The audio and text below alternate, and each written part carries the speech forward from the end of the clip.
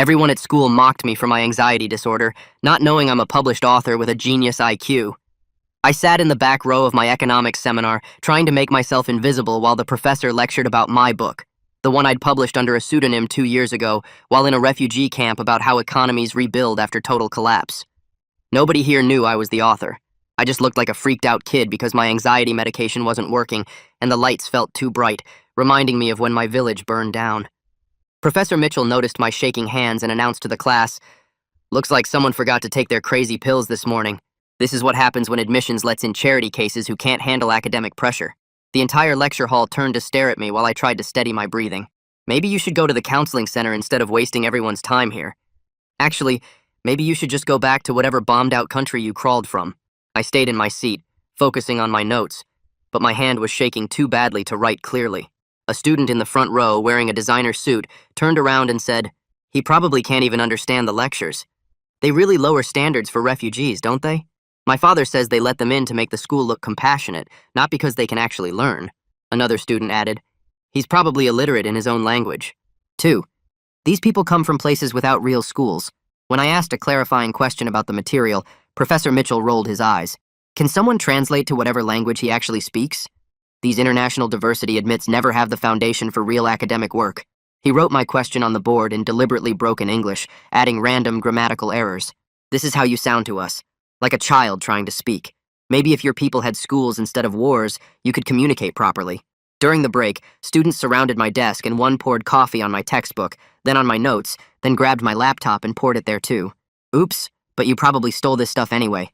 Which war zone are you from? The one where they rape everyone or the one where they eat people?" They laughed while another said, "He's probably a terrorist. That's why he shakes. Guilty conscience from bombing civilians." When I had a panic attack triggered by someone slamming a door, the whole class started deliberately making loud noises. They slammed books, popped chip bags, and one even played actual war footage on his phone at full volume. "Look, he's crying. The big tough refugee is pissing himself over some noises." Someone took a photo of me curled up shaking. Professor Mitchell didn't stop them, instead saying, "If you can't handle normal classroom sounds, you belong in an asylum, not a university." A girl pretended to be sympathetic, but said loudly, "It's not his fault his whole family died and his brain is broken. Some people just aren't meant for civilization. He should be in a psychiatric ward, not taking spots from real humans." She grabbed my face and forced me to look at her. "Poor thing. You tried so hard to pretend you're people, but we can all see you're just a damaged animal." Professor Mitchell assigned group work and announced, "Nobody has to work with him. I won't penalize you for excluding someone who will drag down your grades. His mental illness might be contagious." Every group rejected me while he watched approvingly. "This is preparing you for the real world. No employer wants someone who might go on a shooting spree. That's what these war people do." When I submitted my paper early, Professor Mitchell held it up and ripped it in half without reading it, then spit on the pieces. "I'm not wasting time grading work from someone who shouldn't be here." He threw the wet pieces at my face. "Your dead family would be ashamed you're wasting this opportunity." The guest speaker arrived, and Professor Mitchell introduced him as the renowned economist whose life was changed by a revolutionary book. As the speaker began, a student grabbed my hair and cut off a chunk with scissors. "For my collection of subhuman samples," he said. Professor Mitchell saw but smiled. Another student said, "After this, you'll finally unalive yourself and stop contaminating our classroom with your mental illness. Do the world a favor." The whole class applauded. The guest speaker was mid-sentence when he suddenly stopped, staring directly at me. "Oh my God," he said, his voice shaking. "You're him. You're the author. I recognize you from the refugee camp documentation." He pushed past students, tears in his eyes. "This is the genius who wrote the book that revolutionized my entire understanding of economics. This young man, who you've been torturing, created the framework that's now being implemented by the World Bank." Professor Mitchell's face went white as the guest speaker reached me and said, "Your book saved my career and changed how we approach post-conflict economics globally." His hands grabbed my shoulders, and I felt the warmth of his palms through my shirt while tears ran down his cheeks. The entire lecture hall went dead quiet. Every single person stopped moving. Professor Mitchell stood frozen at the front with his mouth hanging open. The marker in his hand dropped and rolled across the floor. My whole body started shaking harder than before. Years of hiding who I really was crashed into this exact moment. The weight of keeping this secret while they hurt me over and over pressed down on my chest. The guest speaker pulled out his phone with one hand while keeping the other on my shoulder. He turned the screen toward the class and showed them a photo from the refugee camp files. The picture showed my face from 2 years ago when I was 16. Everyone could see it matched me. Exactly, even though I was skinnier back then with dirt on my face. He scrolled to another document that had my full name at the top. "This young man wrote the book that saved my entire career," he said to the room. His voice got louder. "The framework he created changed how we understand economics after war's end." The student who had cut my hair let the scissors fall from his hand. They hit the floor with a metal clang. Professor Mitchell's face stayed white as paper. The guest speaker kept talking while I tried to breathe. "The World Bank uses his ideas right now in 12 different countries." The girl who had grabbed my face earlier took 3 steps backward. Her designer bag fell off her shoulder. Other students started pulling out their phones and pointing them at me. My breathing got faster and shallower. I gripped the edge of my desk so hard my knuckles turned white. The room started to spin a little. Professor Mitchell found his voice and it came out high and weird. "This has to be some kind of mistake." He walked toward us with his hands out. "This student is just a refugee with mental problems who can't handle normal classes." The guest speaker turned his phone toward the professor and showed him an email chain. "These are messages from World Bank officials asking for meetings with the author." He scrolled down more. "Look at the dates, and look at his name right there." Professor Mitchell's face went from white to red like someone was filling him with blood from the bottom up. More students stood up from their seats to get a better look. The guest speaker turned to me, and his voice got soft. "Do you want to say anything to them about what just happened here?" I shook my head back and forth because I couldn't make words come out. My throat felt closed up. These people had spent the last hour breaking me into pieces. He nodded like he understood and moved his arm around my shoulders. I reached for my backpack with hands that wouldn't stop shaking. Coffee dripped from my textbook onto the floor. My notes were brown and wet, and the ink had run everywhere. I picked up my laptop and coffee poured out of the keyboard. Several students walked closer, and one said something I couldn't hear through the ringing in my ears. Another one reached out like they wanted to touch me, but pulled their hand back. The guest speaker raised his voice again. "I'm reporting everything I saw here to the administration today." His arm stayed firm around my shoulders. "What you did to this young man is beyond wrong." The classroom felt like it was tilting to one side. I shoved my ruined stuff into my bag while coffee leaked through the bottom. The guest speaker helped me stand up and we walked toward the door. He turned back to Professor Mitchell. "My presentation is canceled." His voice was cold and flat. "I won't speak in a room where this happens." We went through the door into the hallway and the bright lights made me squint. He looked at the chunk of hair, missing from the side of my head. "Do you need a doctor for that or for the burns?" Coffee had soaked through my shirt and left red marks on my skin. I managed to whisper that I just needed somewhere safe to breathe. He guided me down the hall to an empty conference room and helped me sit in a chair. My whole body kept shaking. He found a water fountain and brought me a cup while I pressed my palms flat on the table and counted my breaths. 5 counts in and 7 counts out like my therapist taught me. The panic started to get smaller after a few minutes. When I could talk again, I asked him to please not tell anyone else about my book for now. "I'm not ready for that kind of attention," I said. He agreed right away and promised to support whatever I decided. I pulled out my phone and took pictures of the bald spot where they cut my hair. The flash made it look worse than it was. Then I lifted my shirt and photographed the red marks from the coffee that were starting to hurt. My hands shook so bad the first few pictures came out blurry. The guest speaker wrote his phone number and email on a piece of paper. "I'll be your witness for whatever you need," he said. I folded the paper and put it in my pocket. That night back in my dorm, I couldn't stop thinking about everything. I opened my laptop to email disability services about getting help. The coffee had killed it completely, so I used my phone instead. I typed out a message to Maeve Lee explaining that I needed an emergency meeting about accommodations. My finger hovered over the send button for a full minute before I pressed it. She wrote back in less than an hour saying she could see me first thing in the morning. She marked my case as urgent in the system. I lay in bed staring at the ceiling while everything that happened played over and over in my head. The next morning came too fast, and I dragged myself out of bed with maybe 2 hours of sleep total. My phone showed Maeve's confirmation for our 9 o'clock meeting, and I threw on clean clothes without really looking at them. The walk to the disability services office took me past the economics building, and my stomach twisted into knots. Inside Maeve's office, she had tissues on the table and a notepad ready while I sat down and started explaining what happened in class. My voice shook when I described the coffee being poured on my stuff and the chunk of hair they cut off. She wrote everything down, and her face got more and more upset as I talked about how the war sounds triggered my panic attack. When I finished, she pulled out a folder and started showing me different accommodation options the school could provide. She explained I could get permission to record lectures so I wouldn't have to take notes while my hands shook. There were quiet testing rooms available where I could take exams without the bright lights and noise that reminded me of explosions. She typed up the accommodation letter right there and said she'd send it to all my professors today. Her hand touched my shoulder gently when she walked me to the door and told me to email her anytime I needed help. 2 days later, I forced myself to go back to economics class because I couldn't let them win by making me drop out. Professor Mitchell stood at the front and looked right at me when I walked in. He didn't say my name, but started talking about how certain students couldn't handle academic pressure and caused disruptions for everyone else. The other students turned to stare at me and started whispering to each other loud enough that I could hear pieces about the crazy refugee kid. Someone behind me kept tapping their pen on the desk in a rhythm that sounded like gunfire. My notebook stayed closed because my hands were shaking too bad to write anything down. Professor Mitchell kept making comments about diversity admits who didn't belong in real universities. Halfway through the class, I stood up and walked out while everyone watched. Back in my dorm, I opened my laptop and started typing out everything that had happened since the semester started.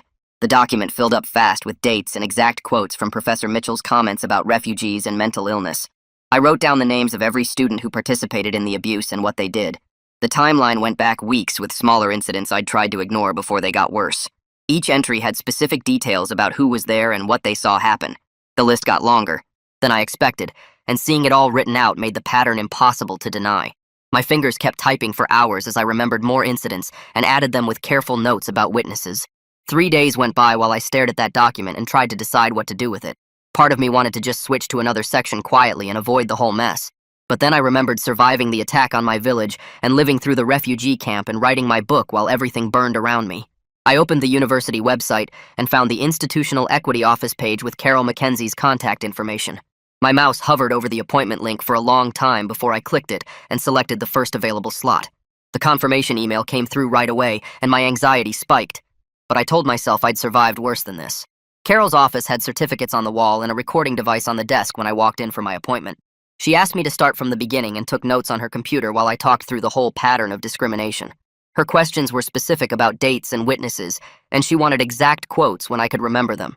She pulled up a document explaining the investigation process and my rights during it, including protection from any retaliation. When I mentioned the guest speaker who witnessed everything and recognized me from the refugee camp, her eyes got wide. She asked if I had his contact information, and I gave her the paper he'd written his number on. That evening, my phone buzzed with an unknown number, and the text said it was Omar Santiago from the campus newspaper. He'd heard something big happened in Mitchell's class and wanted to talk off the record if I was willing.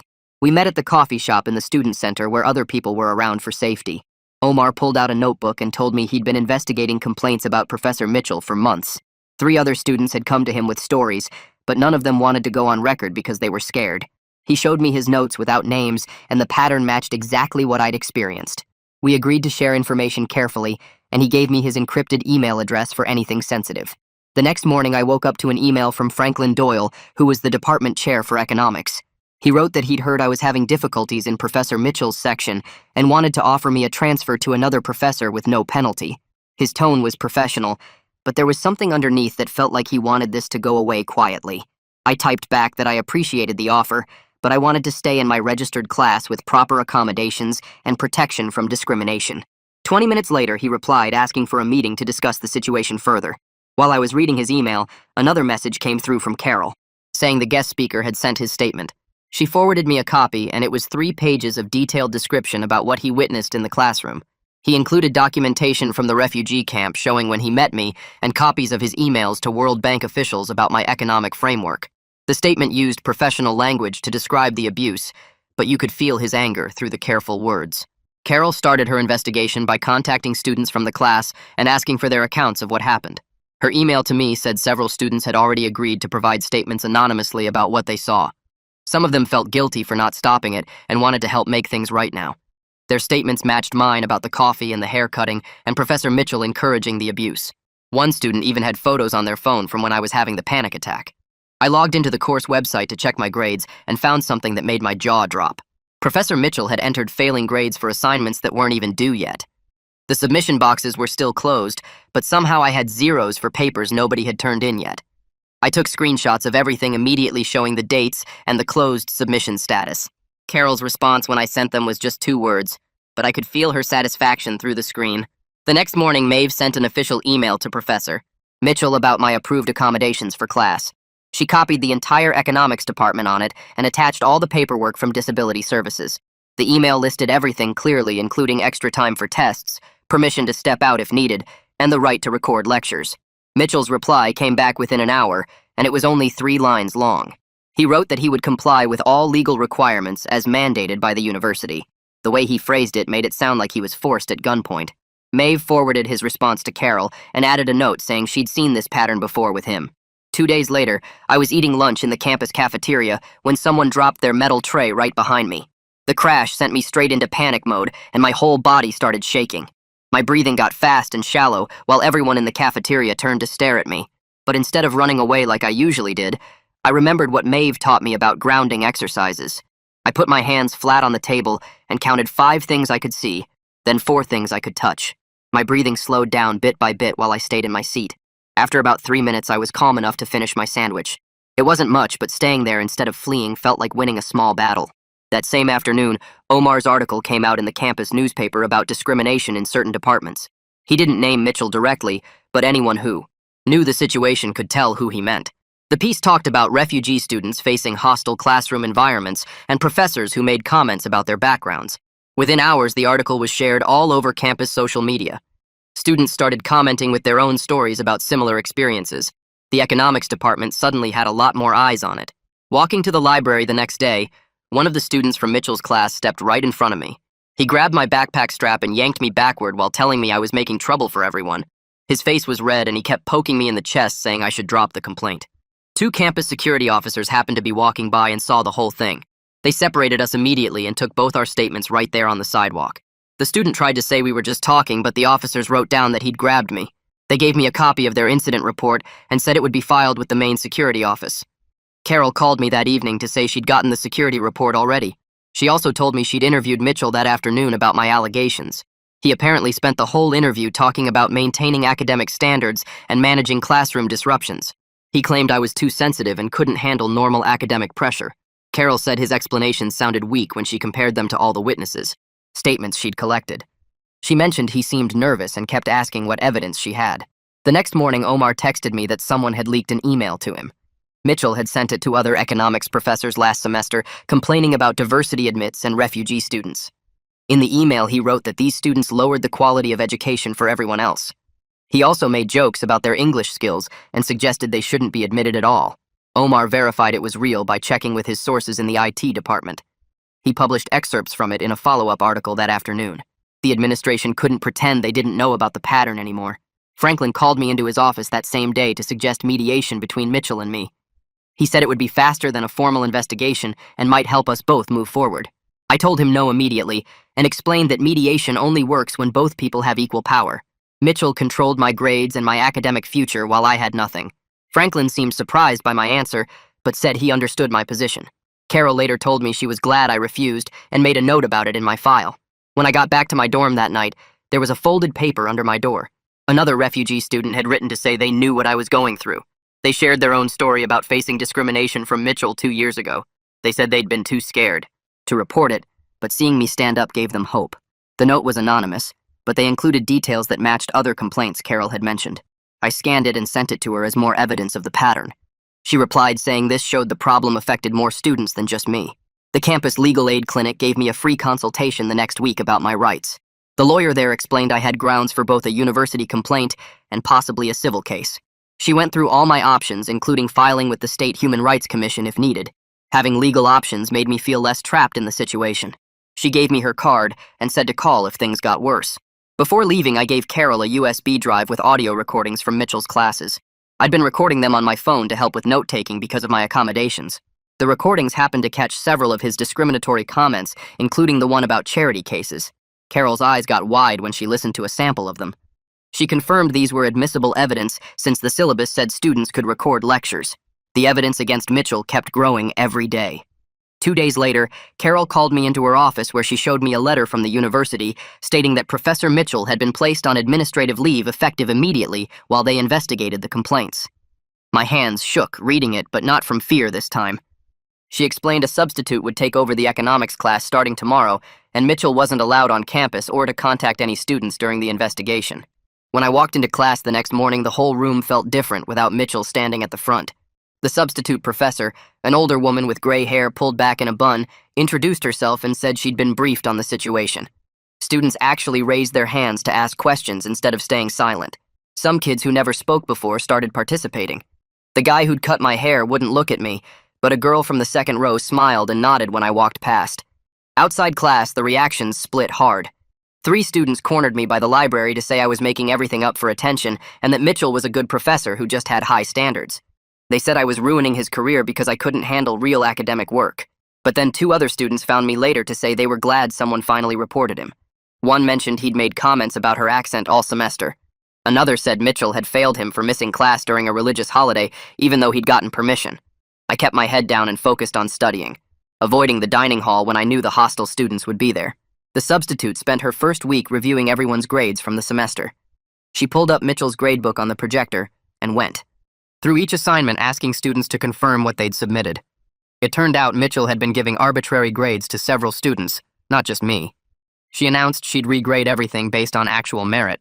When she returned my papers with real feedback and fair grades, I scored in the top 5% of the class. Other students noticed immediately. The same kid who'd said I was too stupid to understand lectures saw my test score posted and his face went red. The substitute announced she'd arranged accommodations for anyone who needed them. I signed up to take my first exam in a quiet testing room with extra time through disability services. Walking into that small, silent room felt strange but good. No one staring at me or making sudden noises. Just me and the test paper. I worked through each problem carefully without my hands shaking or my mind going blank from panic. When I got the results back, I'd scored 97%, the highest in the entire class. The substitute posted the scores anonymously, but with student ID numbers visible. Everyone could see mine at the top. That night, I got an email from Mitchell's personal account, even though he wasn't supposed to contact students.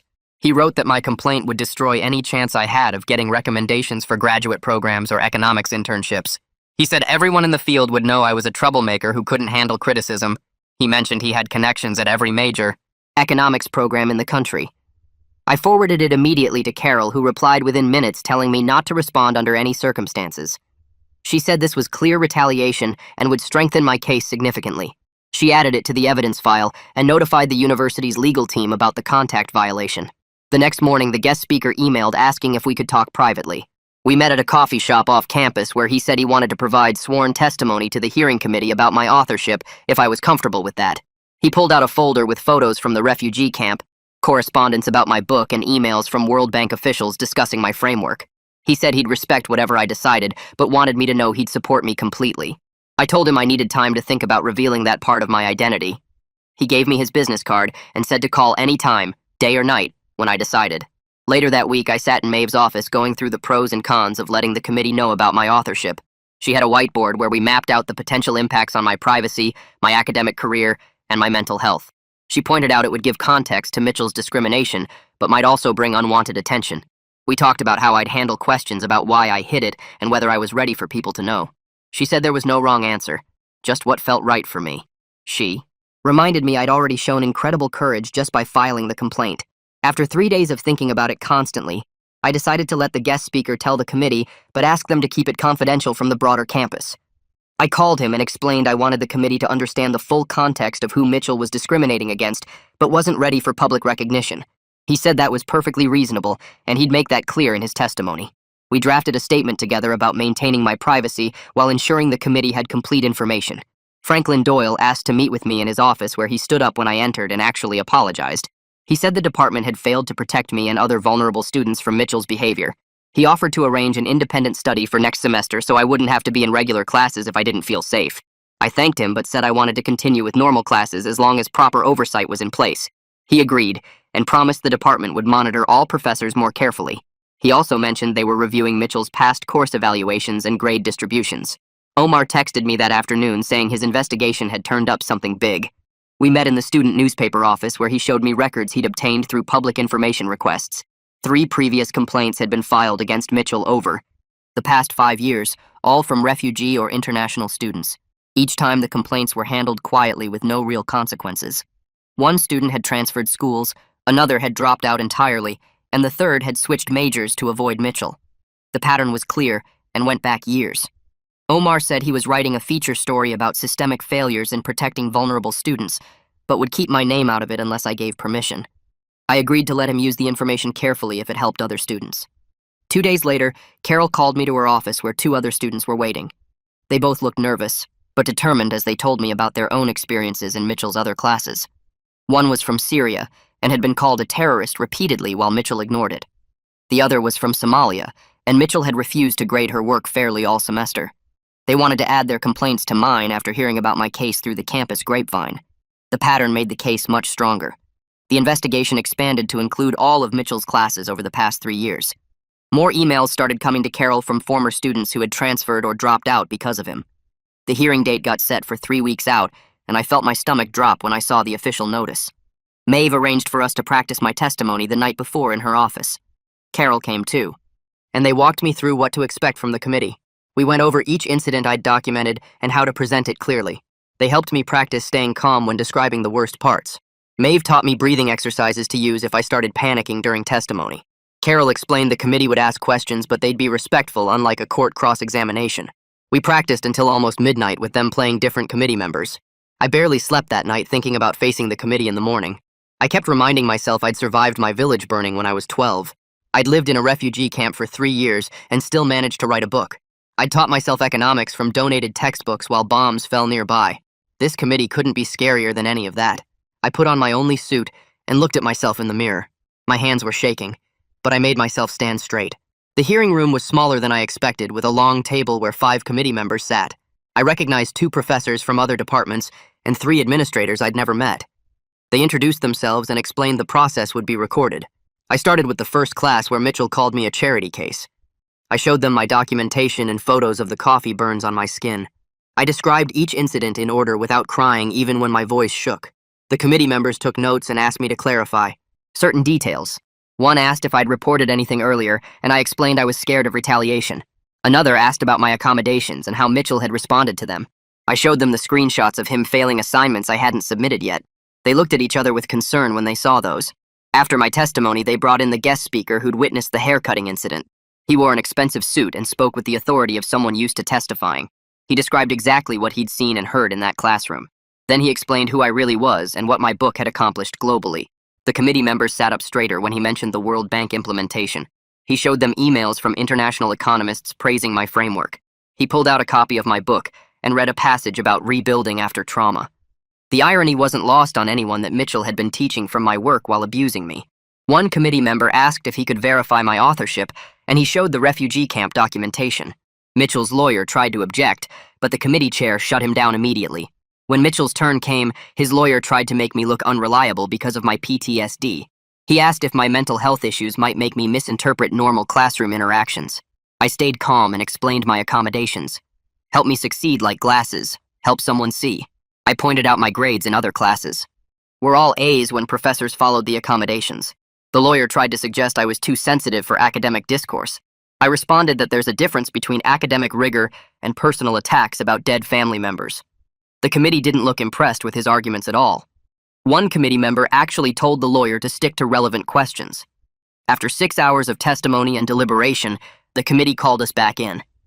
They issued an immediate no-contact order, meaning Mitchell couldn't come near me or contact me. They recommended formal censure and mandatory bias training before he could teach again. They referred all the students who'd participated in the abuse to student conduct boards. The chair said this was one of the clearest cases of discrimination they'd seen. I felt my shoulders drop as months of tension started to release. Franklin called me the next day to say Mitchell wouldn't be teaching for at least a year. The department was implementing a full climate review and hiring an outside firm to assess the culture. He assigned me a faculty mentor who specialized in post-conflict economics and actually knew my work. The changes weren't just about me, but about making sure this couldn't happen again. Other vulnerable students would have protection now that didn't exist before. Omar and I met at the campus coffee shop to discuss writing an op-ed about the broader issues. We decided to focus on systemic barriers facing refugee students, rather than my personal story. We spent hours crafting it carefully to promote policy changes without making it about me. Omar had great ideas about framing it as an institutional responsibility issue. The piece ran in the campus paper the next week with the headline about hidden talent being wasted. The response was bigger than we expected, with dozens of comments online. Students started sharing their own stories of discrimination in various departments. A few critics claimed we were attacking academic freedom, but their arguments looked weak. The documented evidence made it hard to deny the real problems that existed. 2 weeks later, the substitute instructor posted our final grades online, and I stared at the A next to my name for a full minute. My hands weren't shaking anymore as I took a screenshot for my records. The grade calculation showed my papers and exams all scored in the top percentile once someone actually read them. Other students from the class started getting emails from student conduct about their hearings, and I heard through Omar that they were panicking. The guy who cut my hair got called in first and came out looking pale and shaken. Carol sent me updates as each case moved through the system without needing me to testify again. The conduct board suspended the hair cutter for assault and made him do 200 hours at the Refugee Resettlement Center downtown. 3 others got academic probation and had to take workshops about discrimination and bias. Every Saturday morning for the whole next semester, the girl who grabbed my face had to write a 10-page reflection paper about dehumanization that would go in her permanent file. Mitchell's case took longer, but Franklin finally called me into his office to explain the outcome. The university gave Mitchell formal censure, which meant a permanent mark on his employment record that would follow him everywhere. They removed him from all teaching duties for a full year, and he had to complete intensive bias training before he could even apply to return. He kept his tenure because of union rules, but his reputation was destroyed, and everyone knew why he wasn't teaching. I started going to the counseling center twice a week to work on my PTSD with a therapist who specialized in war trauma. She taught me breathing techniques that actually helped when doors slammed or loud noises happened. The panic attacks still came, but I learned to recognize the warning signs and get somewhere safe before they peaked. We worked on separating past trauma from present triggers, and I practiced grounding exercises between sessions. Spring semester started, and all my new professors had my accommodation letter already in their systems. They let me sit near exits and take breaks without asking permission, and nobody made comments about it. The professor for my international economics course actually pulled me aside to say she'd read my book and wanted to discuss it during office hours. I built study groups with other students who understood my needs, and we met in quiet spaces on campus. The guest speaker emailed me about working together on a policy paper for the UN about implementing my economic framework in Syria and Yemen. We met every Thursday afternoon in his office downtown, going through data and case studies. He treated me like a colleague instead of a student, and actually listened when I suggested changes to his models. The paper would have both our names as equal authors when it got published in the summer. 3 students from Mitchell's class found me in the library one afternoon looking nervous and uncomfortable. They said they'd been thinking about what happened and realized they should have spoken up instead of laughing along.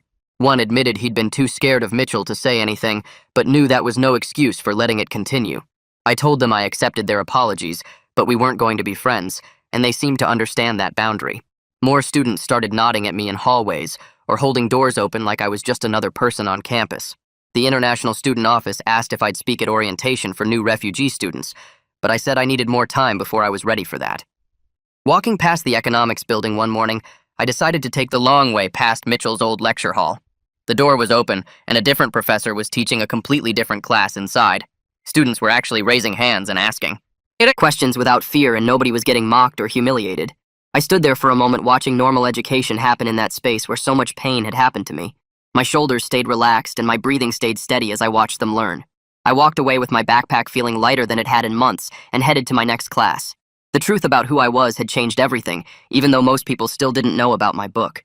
Some stories would stay private between me and my therapist, and others I'd share when I felt strong enough. The system had worked slowly, but it had worked, and other students wouldn't face what I faced in that room. My grades stayed high and my panic attacks got more manageable, and I kept working on the policy paper that would help rebuild economies.